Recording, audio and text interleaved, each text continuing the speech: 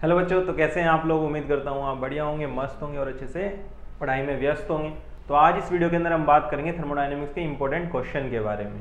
लेकिन यदि आपने इस चैप्टर का वन शॉट नहीं देखा है, माइंड मैप नहीं देखा है, तो भाई जाकर देखो ताकि आपको थर्मोडायनेमिक्स के कॉन्सेप्ट डिटेल में कवर हो सके, ताकि आप अपने एग्जाम में अच्छे से कर सकें। चलिए शुरुआत करते हैं इंपॉर्टेंट क्वेश्चन की। तो आज इंपॉर्टेंट क्वेश्चन हम देखने वाले हैं फर्स्ट लॉ ऑफ थर्मोडायनेमिक्स के बेसिस पर कैसे कैसे क्वेश्चन बनते हैं। चलिए आगे बढ़ते हैं। सबसे पहला क्वेश्चन आपके पास आता है। क्वेश्चन क्या कह रहा है आपको कि calculate the internal energy change, यानी इंटरनल एनर्जी में क्या चेंज होगा। इंटरनल एनर्जी को दिखाते हैं डेल्टा यू। क्या हो गया डेल्टा यू, क्या हो गया इंटरनल एनर्जी का चेंज हो गया। व्हेन सिस्टम एब्जॉर्ब्स, जब सिस्टम 15 किलो जूल हीट को एब्जॉर्ब कर रहा है और वर्क कितना कर रहा है 5 किलो जूल, यानी क्यू यहां पर क्या हुआ है एब्जॉर्ब। जब भी हीट एब्जॉर्ब होती है इसका मतलब कैसा साइन आएगा प्लस, तो प्लस 15 किलो जूल हो जाएगा। यहां पर क्या हो जाएगा प्लस 15 किलो जूल हो जाएगा। और दूसरा क्या दे रखा है, दूसरा दे रखा है आपको वर्क, और कितना वर्क करा, यानी वर्क हुआ है कौन करेगा सिस्टम करेगा, क्योंकि उसे इतनी हीट मिली है। तो work done by the system कैसे लेते हैं नेगेटिव, यानी -5 किलो जूल। क्यों, क्योंकि क्या लिखा है work done by the system, इस वजह से नेगेटिव लेंगे। अब हमें निकालनी है इंटरनल एनर्जी। तो फर्स्ट लॉ ऑफ थर्मोडायनेमिक्स के मुताबिक डेल्टा यू इजिकल टू होता है क्यू प्लस डब्ल्यू के। तो डेल्टा यू क्या हो जाएगा इजिकल टू, क्यू की वैल्यू क्या है प्लस के 15 है, प्लस डब्ल्यू कितना है माइनस के 5, क्या आएगा प्लस के 10, दोनों की यूनिट क्या किलो जूल, तो प्लस के 10 किलो जूल आ जाएगा। इसका मतलब इंटरनल एनर्जी क्या हो गई इंक्रीज हो गई। क्या हो गया, there is increase in internal energy, increase in internal energy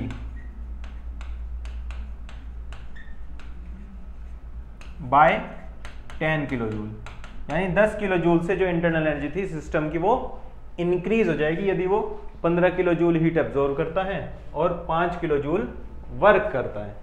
clear है। चलिए आगे बढ़ते हैं। अगला क्वेश्चन हमारे पास आता है, उससे पहले सॉल्यूशन आपको यही कह रहा है, देखो इंक्रीज हो गई 10 किलो जूल से। चलिए नेक्स्ट क्वेश्चन हमारे पास है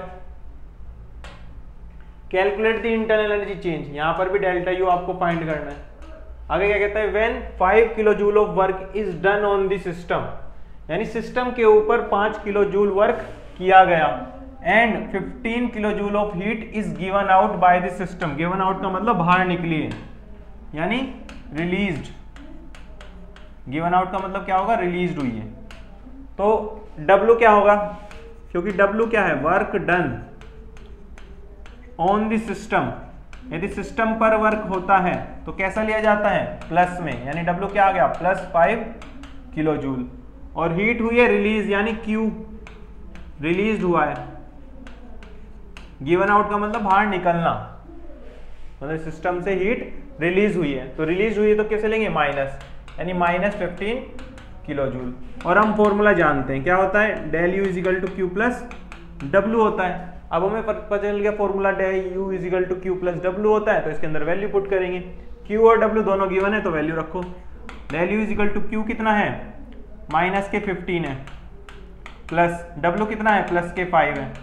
माइनस के 15 और प्लस के 5 क्या हो जाएगा माइनस के 10 किलो जूल हो जाएगा। तो हम क्या लिख सकते हैं कि यहां पर जो इंटरनल एनर्जी में चेंज है देयर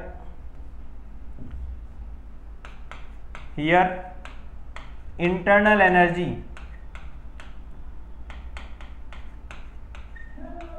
डिक्रीजेज, इंटरनल एनर्जी घट गई। क्यों, माइनस साइन आ रहा है, इसका मतलब इंटरनल एनर्जी चेंज होने के बाद डिफरेंस नेगेटिव आने का मतलब कि इंटरनल एनर्जी घट गई। कितने से बाय 10 किलो जूल, यानी 10 किलो जूल इंटरनल एनर्जी कम हो गई जितनी पहले हुआ करती थी उससे।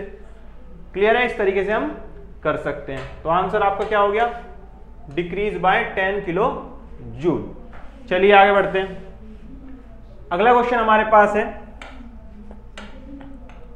क्या क्वेश्चन कहता है calculate the amount of work. हमें क्या निकालना है डब्ल्यू निकालना है। यानी वर्क करना है हमें find out when 1 mole of an ideal gas contained in a bulb of 10 litre. Bulb की कितनी कैपेसिटी है? 10 लीटर की। प्रेशर क्या दे रखा है? 1 बार दे रखा है। Is allowed to enter into a evocated bulb. Evocated bulb मतलब क्या है कि बल्ब जो है अंदर से खाली है, यानी वैक्यूम की बात कर रहा है। किसकी बात कर रहा है? वैक्यूम की। यानी जो वॉल्यूम है वो 10 लीटर से 100 लीटर की कैपेसिटी में कन्वर्ट तो हो रहा है, लेकिन एवोकेटेड बल्ब है, यानी खाली बल्ब है, यानी वैक्यूम है। अगर वैक्यूम होगा हमें क्या बताना है? वर्क डन बताना है। तो क्योंकि हम जानते हैं वैक्यूम है, इसका मतलब वैक्यूम का मतलब जो एक्सटर्नल प्रेशर होगा वो कितना होगा? 0, यानी कुछ भी प्रेशर नहीं होगा एक्सटर्नली। तो W क्या होता है हमें पता है, माइनस के P एक्सटर्नल dV यानी डेल्टा V। तो ये क्या हो गया? 0। तो वर्क क्या हो जाएगा? 0 आ जाएगा। तो हम जानते भी हैं फॉर एनी फ्री एक्सपेंशन, किसी भी फ्री एक्सपेंशन के लिए, या वर्क इन वैक्यूम, वैक्यूम में जो वर्क होता है वो क्या होता है? 0 होता है। क्या होता है? 0 होता है। यानी कहीं पर भी किसी क्वेश्चन के अंदर फ्री एक्सपेंशन लिखा हो या वर्क लिखा हो कि वैक्यूम में हो रहा है, तो वहां पर वर्क डन क्या होगा? 0 होगा, क्योंकि वहां पर कोई एक्सटर्नल प्रेशर नहीं होगा। एक्सटर्नल प्रेशर नहीं होगा तो P की वैल्यू 0 होगी। P की वैल्यू 0 होगी तो W is equal to minus P delta V होता है, तो P की वैल्यू 0 तो W भी 0 हो जाएगा। यानी यहाँ पर कोई भी वर्क डन नहीं होगा। क्लियर है? चलिए, तो वर्क डन क्या हो जाएगा? 0 हो जाएगा। वर्क डन कितना हो जाएगा? 0। चलिए, अगला क्वेश्चन हमारे पास है calculate the amount of work done. हमें क्या कैलकुलेट करना है? वर्क डन कैलकुलेट करना है। कब कैलकुलेट करना है? When 1 mole of a gas is allowed to expand. 1 mole की गैस है वो एक्सपेंड हो रही है, एक्सपेंड हो रही है तो वर्क हमें निकालना है। वॉल्यूम कितना है? Initially 1 litre. वॉल्यूम फाइनली कितना हो गया? 5 litre. Against a constant external pressure, यानी एक्सटर्नल प्रेशर क्या है? कांस्टेंट है और कितना है? 1 बार है। बहुत बढ़िया। Also calculate the internal energy. आपको डेल यू भी निकालना है। In each case if the process were carried out adiabatically, यदि एडियाबेटिकली हो रहा है। डेल यू कब निकालना है? जब एडियाबेटिकली हो रहा हो।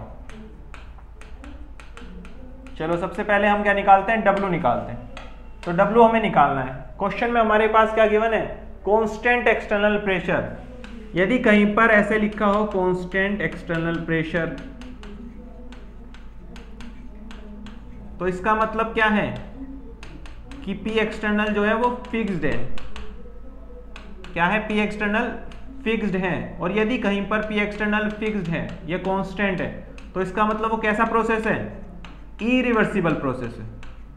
कैसा प्रोसेस होता है? इरिवर्सिबल प्रोसेस होता है। और इरिवर्सिबल प्रोसेस के लिए वर्क डन का फॉर्मूला क्या होता है? Minus P external delta V। और डेल्टा V को कैसे लिख सकते हैं? V2 minus V1। तो रखो यहाँ पर value. W is equal to minus P external कितना है? 1, तो 1 बार इंटू V2 कितना है? 5 लीटर माइनस V1 कितना है? 1 लीटर। तो क्या हो गया? माइनस के 1 बार। 5 माइनस 1 कितना आएगा? 4 आएगा। 4 लीटर, यानी माइनस 4 लीटर बार। माइनस 4 लीटर बार हो गया। अब लीटर बार को कन्वर्ट हम जूल के अंदर कर सकते हैं, क्योंकि हमें दिया है 100, यानी माइनस 400 जूल। ये क्या हो गया? वर्क डन हो गया। अब हमारे पास आ चुका है वर्क डन। हमें क्या निकालना है? डेल्टा यू निकालना है। हमें क्या पता है? Delta U equal to Q plus W होता है। अब क्या बात कर रहा है कि कैसा प्रोसेस है? एडियाबेटिकली प्रोसेस है, यानी ऐसा प्रोसेस है जिसके अंदर क्यू क्या होगा? 0। यानी ये ऐसा प्रोसेस है जिसके अंदर हीट ट्रांसफर नहीं होगी। अब हीट ट्रांसफर नहीं होगी तो क्यू की वैल्यू 0 होगी। 0 होगी तो रखो इसके अंदर del U is equal to 0। W की वैल्यू क्या है? माइनस 400। तो डेल यू क्या आ गया? माइनस 400 जूल आ गया। तो ये क्या आ गया आपका? Change in internal energy. ये क्या आ गया? Work done. तो हम इस तरीके से फाइंड आउट कर सकते हैं। यानी calculate internal energy change in this case, इस केस में 400 हो गया माइनस के, और वर्क डन कितना हो गया, ये भी माइनस के 400 हो जाएगा। तो आंसर आपका क्या हो जाएगा, माइनस के 400 हो जाएगा। ये बेटा इसलिए आ रहा है क्योंकि एग्जैक्ट लिया है इन्होंने वैल्यू, ठीक है। ये भी माइनस के 400 जूल कर लो। चलो आगे बढ़ते हैं। अगला क्वेश्चन हमारे पास है कैलकुलेट डब्लू, डब्लू कैलकुलेट करना है, क्यू कैलकुलेट करना है, डेल यू कैलकुलेट करना है। जिसको भी कैलकुलेट करना होता है उसे हम सबसे पहले साइड में लिख लेते हैं ताकि हमें पता रहे कि क्या निकालना है क्वेश्चन के अंदर। फिर क्या कह रहा है, 0.75 mole of an ideal gas, N की वैल्यू कितनी है 0.75 आइडियल गैस के लिए, ठीक है भैया। एक्सपेंड्स आइसोथर्मली, आइसोथर्मली का मतलब क्या है, डेल टी 0 होगा, यानी चेंज इन टेम्परेचर 0 होगा। यदि कहीं पर चेंज इन टेम्परेचर 0 होगा तो इंटरनल एनर्जी में भी चेंज 0 होता है। ये हमें पता है क्योंकि हमने पढ़ रखा है आइसोथर्मली प्रोसेस के अंदर टेम्परेचर क्या होता है, कांस्टेंट होता है। यदि टेम्परेचर कांस्टेंट होता है डेल्टा टी 0 होता है, और क्योंकि इंटरनल एनर्जी जो है वो फंक्शन होता है यानी टेम्परेचर का, तो टेम्परेचर में चेंज 0 तो इंटरनल एनर्जी में भी चेंज 0 होगा। क्लियर है। एन की वैल्यू दे रखी है, रिवर्सिबली कह रहा है, ठीक है। वॉल्यूम 15 लीटर से 25 लीटर, यानी V1 कितना है 15, V2 कितना है 25 लीटर। क्लियर है। अब वॉल्यूम कह रहा है रिवर्सिबल के लिए, क्योंकि क्वेश्चन के अंदर ही लिखा है रिवर्सिबल, तो रिवर्सिबल प्रोसेस के लिए वर्क डन का फॉर्मूला क्या हो जाता है, work done is equal to -2.303 nRT log V2 bye V1। ये क्या हो जाता है फॉर्मूला, तो रखो इसके अंदर W is equal to -2.303 into N कितना है 0.75, क्या हो गया मोल, इंटू R कितना है, R की वैल्यू होती है 0.0821 लीटर ATM पर केल्विन पर मोल, क्योंकि सबके सब प्रेशर ATM में होगा, टेम्परेचर केल्विन में होगा, और यहाँ पर लीटर की बात हो रही है वॉल्यूम में, तो हम R की वैल्यू रखेंगे इसको, और चलो रखते हैं 0.0821 लीटर ATM पर केल्विन पर मोल, इंटू क्या है टेम्परेचर, टेम्परेचर क्या दिया है 27 डिग्री सेल्सियस, और डिग्री सेल्सियस को क्या करेंगे केल्विन में कन्वर्ट, कैसे करते हैं टेम्परेचर केल्विन में कन्वर्ट, 27 प्लस 273 से ऐड कर देंगे, तो ऐड करो क्या आएगा 300 केल्विन आ जाएगा। कितना आ जाएगा 300 केल्विन, रख दो यहाँ पे 300 केल्विन, इंटू क्या है लॉग, लॉग में क्या है V2 बाय V1, V2 कितना है 25 लीटर, V1 कितना है 15 लीटर। चलो रख दिया हमने दोनों चीजें।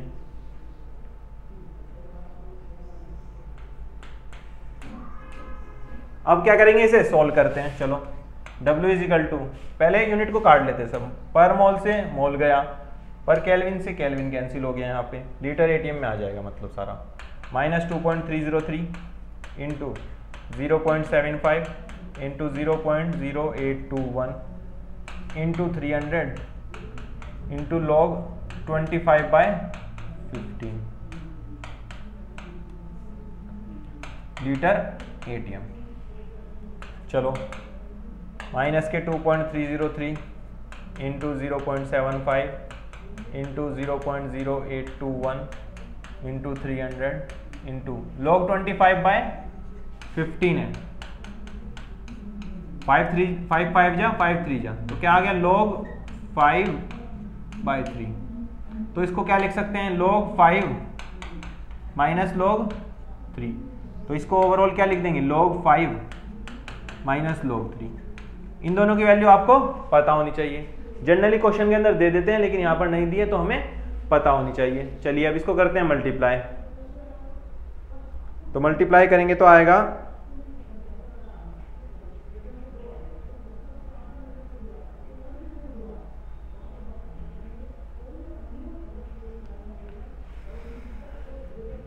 2.303 इंटू 0.75 इंटू 0.0821 इंटू 300, ये कितना है W is equal to -42.54। log 5 की वैल्यू क्या होती है 0.7 और log 3 की वैल्यू 0.47। तो चलो इसका भी मल्टीप्लाई कर लेते हैं, 0.7 माइनस 0.47 इंटू 42.54। तो इसको सोल्व करोगे तो आएगा माइनस के 9.78, माइनस के 9.78 लीटर एटीएम। जूल में कन्वर्ट करने के लिए 100 से मल्टीप्लाई करेंगे तो क्या आ जाएगा, माइनस के 978 जूल। क्या आ गया W, माइनस के 978 जूल आ जाएगा। चलो अब हमारे पास W आ चुका है। अब हमें क्या निकालना है, Q निकालना है। Q कैसे निकालते हैं, हमें पता है, del U is equal to Q plus W।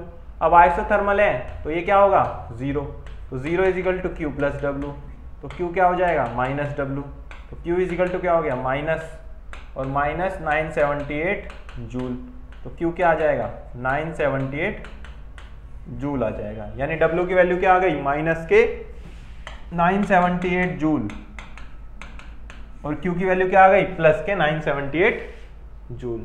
चलिए अगले क्वेश्चन की तरफ चलते हैं। अगला क्वेश्चन हमारे पास है, carbon monoxide is allowed to expand isothermally, expand हो रही है isothermally and reversibly from 10 metre cube to 20 metre cube at 300 kelvin. यानी वॉल्यूम V1 कितना है, 10 मीटर क्यूब, कहाँ तक जा रहा है, 20 मीटर क्यूब तक जा रहा है। टेम्परेचर क्या है, 300 केल्विन है, और वर्क ऑब्टेन्ड हुआ है वो कितना है,